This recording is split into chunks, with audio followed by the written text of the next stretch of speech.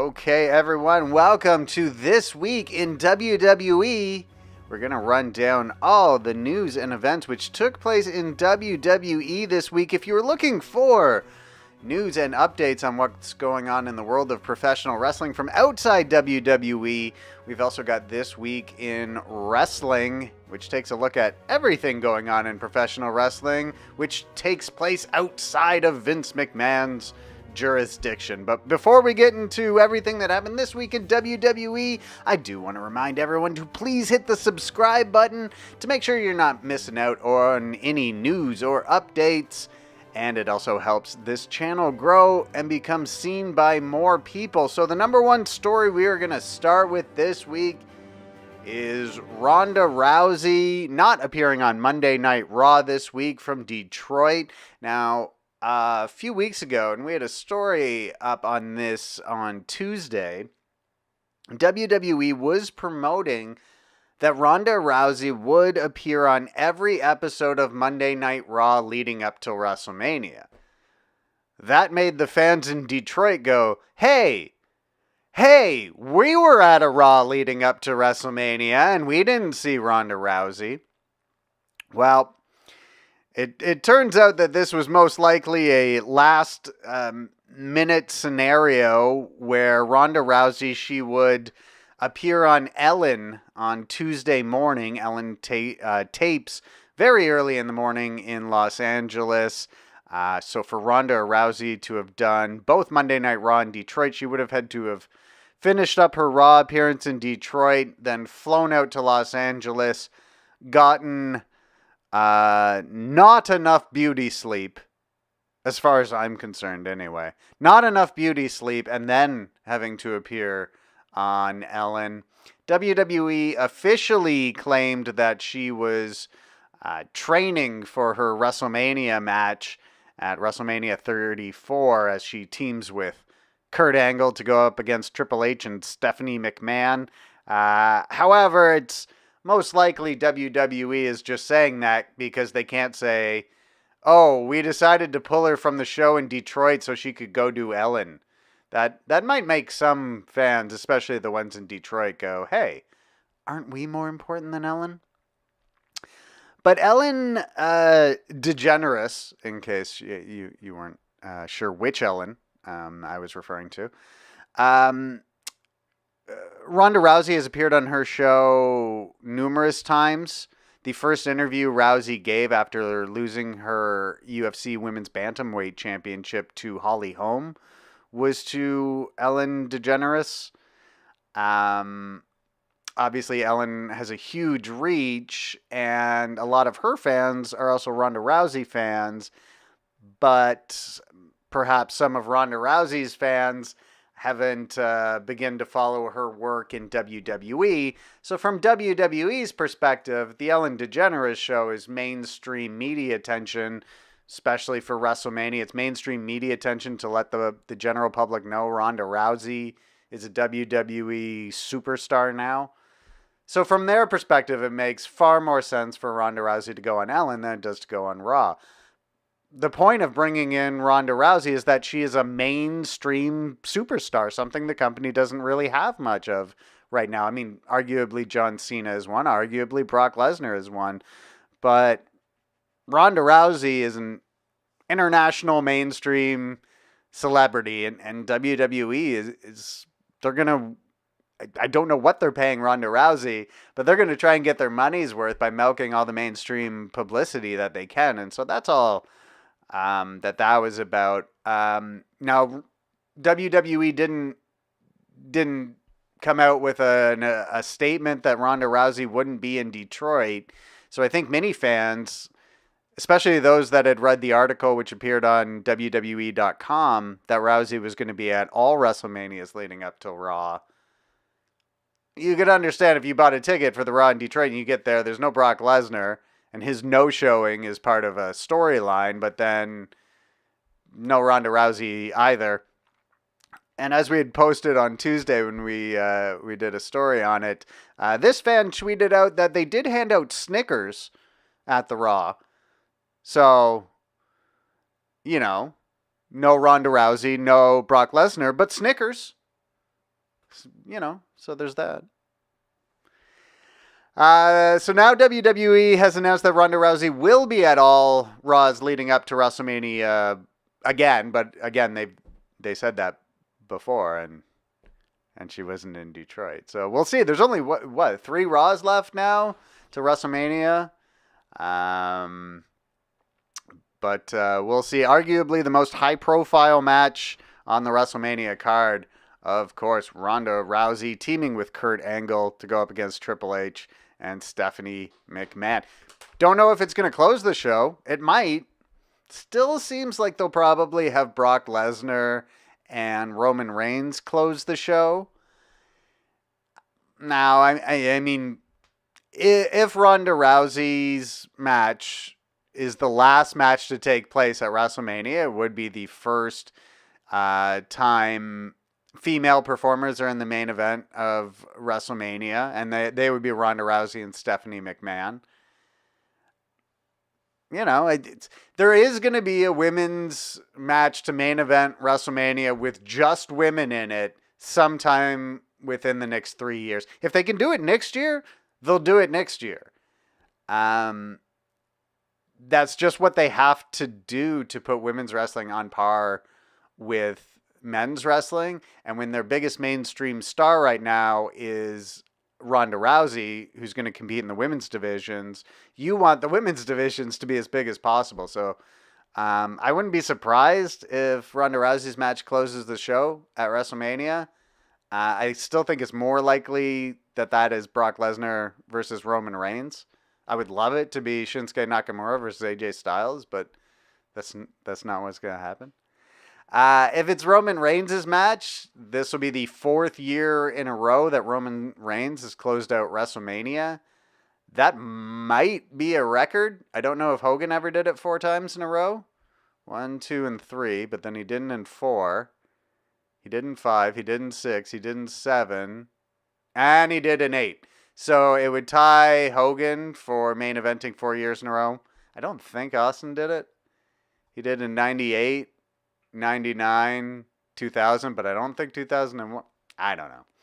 But it'd be Roman Reigns' 4th time closing out the show in a row. He lost the first time. He was going up against Brock Lesnar, but Seth Rollins cashed in his Money in the Bank, made it a 3-way, and then Rollins won. The next year, Roman Reigns beat Triple H in the main event, and then the next year he beat The Undertaker in the main event, or in the last match of the show. So this would be the 4th year in a row that Roman Reigns would be in the final match. All right. Speaking of other big events that are coming up for WWE, the Greatest Royal Rumble is going to take place in Saudi Arabia, it'll be a 50-person Royal Rumble. And this was announced a little under the radar, and it was sort of assumed that, much like the shows in Abu Dhabi and India last year, that these would just be like a house show. And it wouldn't tie into WWE storylines, and it wouldn't. It's just a one-off show that you're not going to hear about on the next episode of Monday Night Raw or SmackDown. According to Roman Reigns, that's not what is going to be the deal for this match. Let me just see when this the Greatest Royal Rumble. I think it's April 27th, so it's not long after WrestleMania. And so Roman Reigns recently announced, I believe he was on the Sam Roberts podcast. So it's April 27th is the Greatest Royal Rumble. And Roman Reigns said on a podcast that this is going to air on the WWE network. This isn't going to be like the show in Abu Dhabi or India, where you never really get to see it, and it's just more for the fans at the event. According to Reigns, that's not what this is going to be. So just a few weeks after WrestleMania, on April 27th, it's going to air on the WWE network from Jeddah, Saudi Arabia. And 50-person battle royal or Royal Rumble. The only 4 entrants confirmed so far are AJ Styles, John Cena, Triple H, and Roman Reigns. Now, this is part of some deal WWE has signed with Saudi Arabia. It's not like the government of Saudi Arabia. It's part of Saudi Vision 2030, which is Saudi Arabia's social and economic reform platform, or reform program, which is a 10-year strategic multi-platform partnership between WWE and the Saudi General Sports Authority. So a 10-year agreement between WWE has signed to bring WWE content to the region. We had put up a story about this earlier in the week as well. A Qatar Pro Wrestling, which has held events in Qatar, which is a very small but oil-rich country, which is also going to host the World Cup at some point. They have now opened, Qatar Pro Wrestling has opened the first pro wrestling school in the Gulf region. And WWE has been rumored as to wanting to open a second developmental territory in the Middle East. The Abu Dhabi shows last year did amazing. They had such strong ticket sales. They'd only planned to do one show in Abu Dhabi, but the ticket sales were so strong that they ended up adding a second show. And because the ticket sales in India, where they were going next on the tour, were not as good, they canceled the show in India and added a second date in Abu Dhabi the night after their first date in the same arena. So lots of excitement about WWE in the Middle East right now, and WWE is looking to tap into that. Now, they spent a lot of money and a lot of time trying to build Jinder Mahal as an Indian superstar in India last year, and it didn't really work. But they have noticed that they do have a lot of fans there, and so now adding a huge event, the biggest Royal Rumble ever to take place in the 30-year history of the match, is going to take place just 18 days after WrestleMania. So how that's going to play into WWE storyline? Does the winner get a title match? You got to give the winner a title match, right? So the greatest Royal Rumble. Now, we're not hearing a lot about it on WWE television right now. They have mentioned it, but it hasn't been brought up a lot. Not expecting that it's going to be. The big event is WrestleMania, right? You don't want to give the fans anything else to look forward to. Everything's WrestleMania right now. The second WrestleMania is over, I think we're going to see people talking about this event. This is going to be, if it's on the network, then it's got to be acknowledged as a huge deal. And Roman Reigns is saying it's going to be on the network. So this is going to be a big deal. Or it's going to turn out that Roman Reigns doesn't know what he was talking about. It's one of those two things. It's either a huge deal or Roman Reigns sometimes says things without knowing what he's talking about. Those are the two possibilities here. Nothing else. All right, so that's the greatest Royal Rumble, April 27th, 2018, from Jeddah, Saudi Arabia. From the King Abdullah Sports City in Jeddah, Saudi Arabia, April 27th, the greatest Royal Rumble. I am looking forward to that. And now they'll have to do the first ever women's greatest Royal Rumble match at some point too. I mean, there's only been one Royal Rumble match, so that is the greatest women's. You know what? We can just move on to the next thing, I bet. So Jeff Hardy was arrested last weekend for DWI. Those who have followed the Hardys' career know that substance abuse is a sort of a theme that has hit the Hardy family, though not in many years. So that's why it was sort of not sad. I mean, it doesn't mean that Jeff Hardy's like fallen off the wagon or anything, but he crashed his car in Concord, North Carolina, which is something I'm assuming he's done multiple times in his 40 years of living in Concord, North Carolina. The Hardys have crashed some cars. So he crashed. Well, actually, I don't know that, but they've been picked up for DUI several times. So Jeff Hardy crashed his car. TMZ reported on this because we absolutely have to know every time a celebrity does something. So he crashed his car. He was TMZ then reported that he blew 3 times over the legal limit. Of course, when you think about Jeff Hardy and substance abuse issues, you got to go back to he has spent time in jail when a raid of his house found many controlled substances or supposed to be controlled substances. They found stuff in his house that wasn't supposed to be there. And he did a very short prison sentence once over it.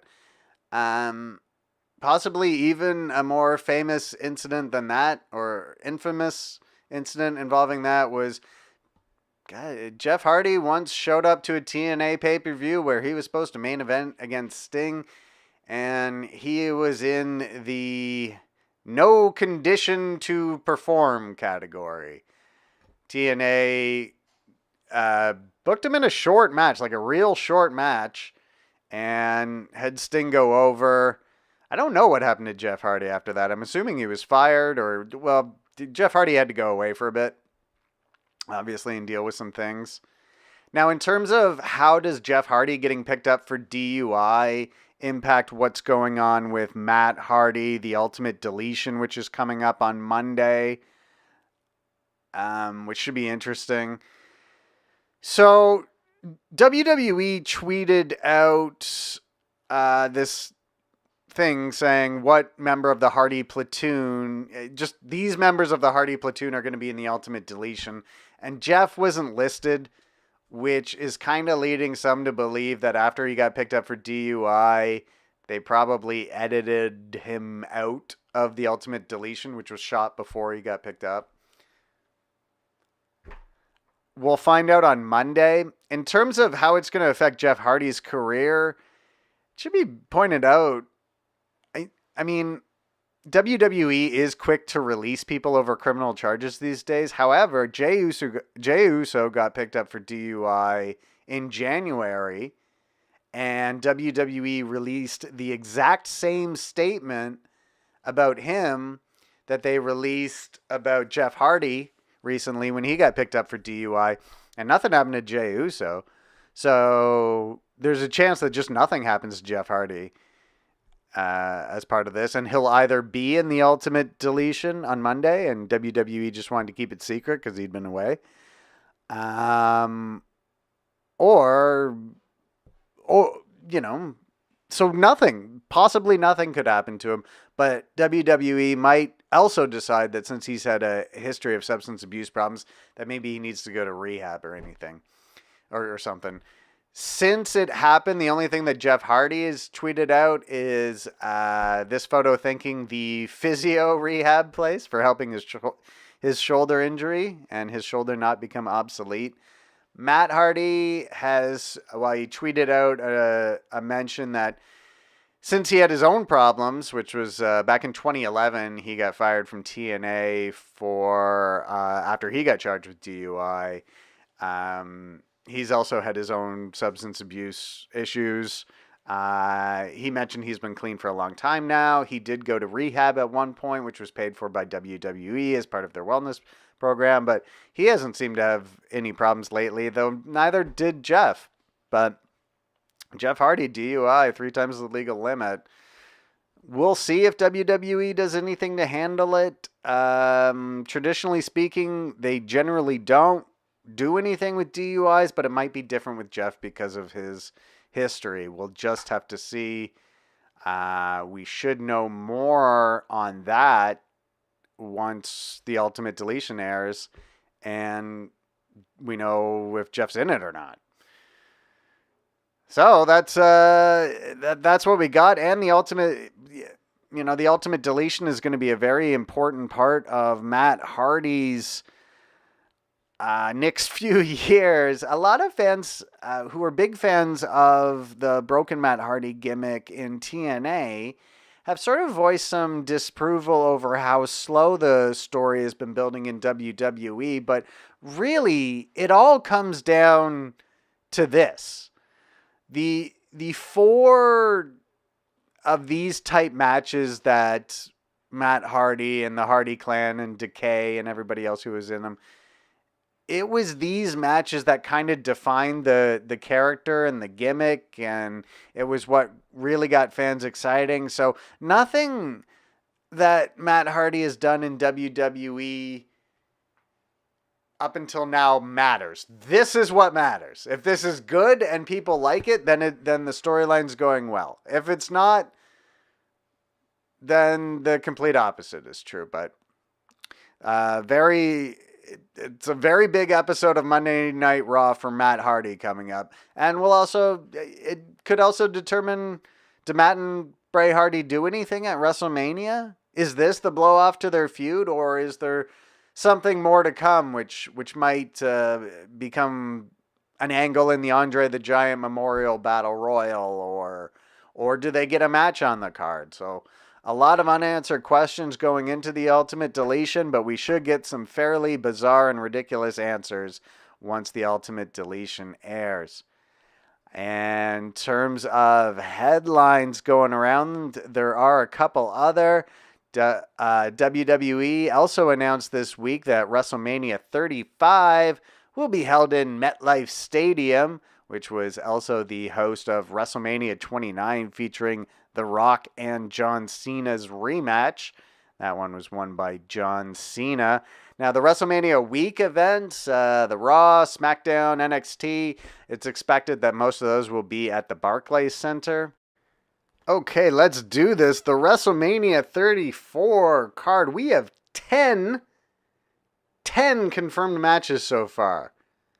This event is going to take several hours. Like 7 hours at this point. No, it's going to be 10 matches. So, God, I mean, you're easily looking at 4.5. Got to be at least 4.5 hours confirmed at this point. So let's run them down. Kevin Owens versus Sami Zayn was the latest match confirmed for WrestleMania. I do have to believe there's going to be something added to this match. So on SmackDown this week, it was all built around Shane McMahon has a big WrestleMania announcement.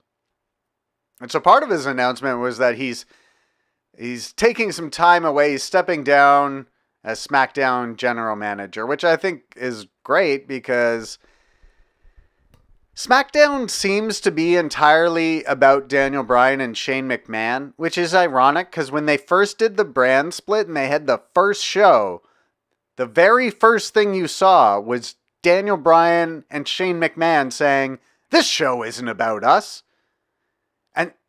And the show has continued to be about them ever since he said that. So Shane McMahon comes out and says, "I'm making Kevin Owens versus Sami Zayn at WrestleMania." Daniel Bryan's been away. His cousin got married, so he wasn't at Fastlane. He wasn't at SmackDown. So he wasn't there, and he's been favoring Kevin Owens and Sami Zayn in storyline as of late. We've never really gotten an explanation as to why that is. It's not clear if we're ever going to get an explanation as to why that is. And I don't know. I feel the SmackDown general manager angle has just fallen completely off the rails, and maybe they should just have a wrestling show. I like Daniel Bryan. I have nothing against Shane McMahon, but I'm just tired of seeing them both squabble with each other as part of, and that being the main story in SmackDown. I mean, you have all this talent on SmackDown, And it continues to be the general manager storyline, which is taking precedence over everything. You've got Nakamura, AJ Styles, So Kevin Owens versus Sami Zayn, they're going to have a match. But I have to imagine that Shane McMahon is going to be entered into this match somehow, or that Daniel Bryan is going to have some announcement next week on SmackDown that has to do with this match. That's I mean, hey, Kevin Owens and Sami Zayn, they always have good matches.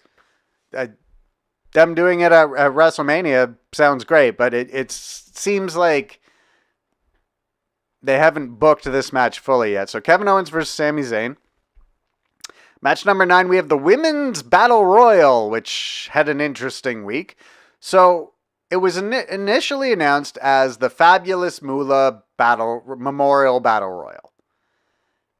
A lot of people pointed out, hey, there are some serious allegations out there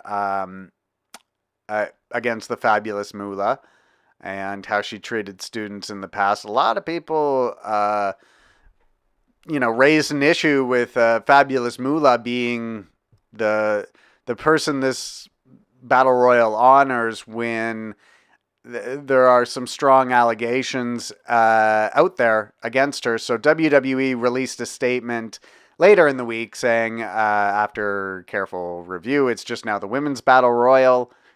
Deciding against naming it after a deceased women's wrestler. If you wanted my vote, I was a huge Luna Vachon fan. I would love for it to be the Luna Vachon Memorial Battle Royal. But the other thing is, like, the Andre the Giant Memorial Battle Royal, like, Andre the Giant was known for battle royals, right? So, And I believe he won a battle royal at WrestleMania 2. He may have. I don't know. I think he won that the football player. They had the football players and whatever. That was WrestleMania 2. Not fondly remembered. So we got the Women's Battle Royal. It's not on the confirmed list of matches, but I would imagine we will also get the Andre the Giant Memorial Battle Royal. Concerning the Andre the Giant Memorial Battle Royal, nobody that's won it has been able to do anything like after having won it. Nobody has gotten a title shot. Jinder Mahal was the last eliminated of last year's Memorial Andre the Giant Battle Royal, and he went on to win the WWE Championship. Mojo Rawley just wrestles on the pre-show still. So there has been 4 Andre the Giant Memorial Battle Royals. Cesaro was the first winner. Big Show won the second year. Baron Corbin in year number 3. And Mojo Rawley last year. So if you just look at that, I mean, Cesaro as a member of the Bar is doing better than any of them, but nobody really has done that well after winning the Andre the Giant Memorial Battle Royal, unfortunately. We will also have the Cruiserweight Championship match. If you haven't been watching 205 Live, it's good now. It is much more like the 2016 Cruiserweight Classic, where for the big matches, you're getting 2 really talented wrestlers wrestling for about 20 minutes. I really liked the last 205 Live show. The main event was Roderick Strong versus Cedric Alexander. It's the semifinals of the Cruiserweight Championship tournament. Whoever wins is going to WrestleMania to have a Cruiserweight Championship match. Whoever loses does not go to WrestleMania. So unlike John Cena, having a path to WrestleMania really was on the line between Roderick Strong and Cedric Alexander. And then because they're Roderick Strong and Cedric Alexander, they had a great match. And you're kind of thinking the entire time, shit, who goes to WrestleMania here? There's Cedric Alexander, who has been arguably your Cruiserweight division MVP. You can put Drew Gulak up there too. There's a few guys, but Cedric Alexander has been having good quality matches in the cruiserweight division since the Cruiserweight Classic. He's had to put up with Enzo and Austin Aries coming and leaving, and Enzo coming and leaving, and Neville coming and leaving. Cedric Alexander has been a consistent for that division, so you think maybe he deserves to be in there, right? But then you're like, Roderick Strong, this is a guy who's he's been all over NXT, he's been all over 205 Live, he's an established great wrestler, more experience than Cedric Alexander, albeit not more in the Cruiserweight division or on 205 Live. So I thought, like, okay, I could see them giving Roderick Strong a match on WrestleMania. So you're watching this whole match going, I don't know who's going to win, and there's so much on the line, and then Cedric Alexander actually won with a pinning combination. It was a great match. They both gave the other one their finisher and got their foot on the ropes. Roderick Strong had countered a move by Alexander into a pinning combination for a near fall, and then Cedric Alexander did the same. So you're thinking this is probably going to be a near fall, but Strong didn't kick out in time. It was a great match, and Cedric Alexander goes on to WrestleMania. Next week will be the final semifinal in the Cruiserweight Championship tournament as Drew Gulak will take on Mustafa Ali. These are two other guys you could put up there as the 205 Live MVPs over its short existence so far. As Drew Gulak, I mean, when the show was about storylines and wacky angles, he got over with the PowerPoint presentation when you tell him to go have a really good match with psychology and grappling, and he goes and does that too. Mustafa Ali has been cutting these insanely intense selfie promos that they've been replaying on 205 Live. He's another guy where when you think about what he's done over the last year, you're like, this guy's good. This is one of those guys where, like, you wish more people were watching the show because they would become fans of Mustafa Ali if they did. But you can say that about Drew Gulak and Cedric Alexander. Of course, the big news out of 205 Live is Vince McMahon no longer booking the show. Triple H has once again taken over, and the emphasis is on in-ring action and in-ring storylines and less on wacky angles and skits. So that's the Cruiserweight Championship match. The Raw Tag Team Championships. The Bar, Cesaro and Sheamus against Braun Strowman. Braun Strowman won a tag team battle royal all by himself, so now he's gonna face the Bar for the Raw Championships all by himself. Not good news if you're fans of the Balor Club and wanted a championship match for the Good Brothers at WrestleMania, but obviously Braun Strowman is someone who's going to play a very big role in WWE for the next few years. And really, Braun Strowman is someone you have to imagine is close to a world championship run. I was surprised he was beaten so cleanly by Brock Lesnar in a Universal Championship match earlier this year. But I think Braun Strowman has grown a lot over the last year, and I think that's going to mean big things for him moving into the WrestleMania 34 to 35 season. Because that is how WWE operates. Like, everything is done from the night after WrestleMania to the next WrestleMania. Also, the SmackDown Women's Championship will be on the line as Charlotte Flair defends against Asuka. I thought easily you could do this match next year as a champions versus champion match and put it in the main event of WrestleMania. You wouldn't need Stephanie McMahon or Ronda Rousey, and you could have a women's main event at WrestleMania. I don't know if that would be the best thing the company could do, but it'd be fun. Charlotte Flair's a huge superstar. Asuka's a huge superstar. So Charlotte Flair has a chance to end Asuka's streak. Does Asuka become champion on the main roster before her streak ends? It'll be interesting to see how and who eventually ends Asuka's streak. I mean, the last time we had an undefeated streak of any significance, it was probably Ryback, and he was ultimately defeated by CM Punk at Hell in a Cell when Brad Maddox, who was serving as referee, fast counted him. And everyone kind of said, oh, that just killed Ryback.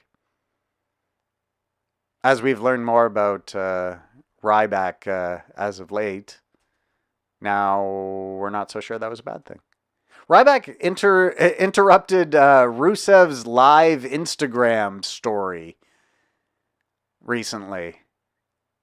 It's a strange guy. So Rusev ended the live stream, and that's all there is to say about that.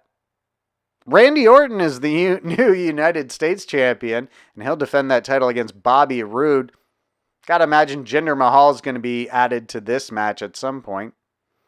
We have a triple threat Intercontinental Championship match at WrestleMania. The Miz going up against Seth Rollins and Finn Balor. If The Miz wins, he's only a few months away from breaking Pedro Morales' record. I would expect that to be a giant storyline for The Miz between WrestleMania 34 and 35. It'll be interesting to see if he breaks the record. I would imagine that the bookers in WWE, the Raw GM, whoever it is, after WrestleMania, gives The Miz quite a few obstacles he'll have to clear before breaking that record. Seems likely to me.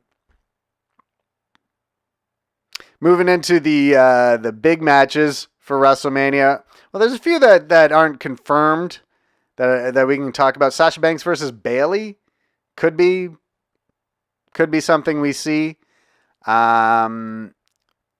Based on what we saw in Raw, I think Alexa Bliss defending the Raw Women's Championship against Nia Jax is also a possibility, but that's not confirmed. So now we're up to like 13, 14 matches.